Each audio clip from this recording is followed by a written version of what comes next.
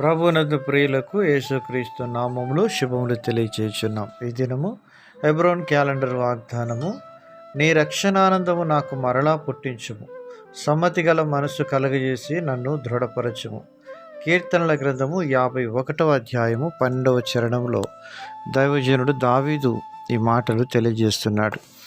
మరి నాతాను ప్రవక్త ద్వారా తాను హెచ్చరింపబడిన పిమ్మట పరిశుద్ధాత్మ దేవుని యొక్క సహకారం ద్వారా దావీదు తన పాపముల విషయమై ఒప్పుదల కలిగి దేవుని సన్నిధిలో ఎంతగానో విరిగి నలిగిన హృదయంతో విజ్ఞాపన చేస్తూ రాసినటువంటి కీర్తన 51వ కీర్తన.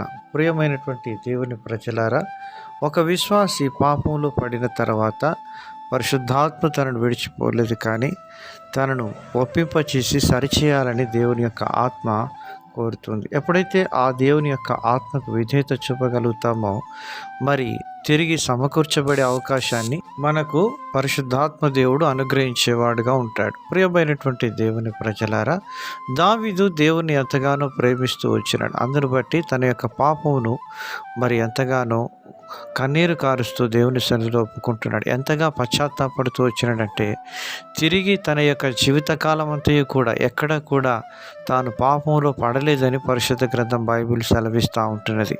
ప్రియమైనటువంటి దేవుని ప్రజలారా, అంతగా దావీదు తన జీవితంలో మరి దేవునితో సమ్మతి గల మనసును నాకు కలగచేయమని తీర్మానం చేసుకున్నాడు. ప్రభుతో మన యొక్క మరి రక్షణ విషయంలో ఎక్కడైతే తొలగిపోయినామో, ఎక్కడైతే దారి తప్పిపోయినామో ఆయా విషయాల్లో ప్రభు ఈరోజు నీతో నాతో మనందరితో మాట్లాడుతున్నాడు.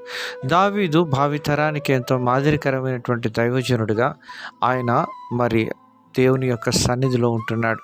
దావీదు పాపంలో పడిపోయినప్పటికీ సమకూర్చబడుతూ వచ్చినాడు. పరిశుద్ధ గ్రంథం బైబిల్ సెలవిస్తుంది, సామెతల గ్రంథం 28వ అధ్యాయం 13వ వచనం, అతిక్రమములను దాచిపెట్టువాడు వర్ధిల్లడు, కానీ వాటిని ఒప్పుకొని విడిచిపెట్టువాడు కనికరము పొందును అని దేవుని వాక్యము సెలవిస్తూ ఉన్నది. ప్రియమైనటువంటి దైవజనమా, మరి మన యొక్క అతిక్రమములు దావీదు వల్ల ఒప్పుకొని విడిచిపెట్టినప్పుడు దేవుని కనికరాన్ని పొందుకొని భావి తరాలకు ఎంతో మాదిరికరంగా, అనేకులకు ఆశీర్వాదకరంగా, దేవునికి మహిమకరంగా మనం చేయబడతాం. దావీదును గురించి దేవుడు మాట్లాడినటువంటి మాటల్లో, దావీదు నా హృదయానుసారుడు అని దేవుడు సాక్ష్యం ఇచ్చినాడు. అలాంటి జీవితాన్ని మనలో ప్రతి ఒక్కరూ కలిగి ఉండాలని దేవుని యొక్క సంకల్పం ఉంటుంది. ఆ రీతిగా మనం ఉండాలంటే మన పాపముల విషయం పశ్చాత్తాపడి ప్రభువును ఘనపరచాలి. ప్రభువు నీకు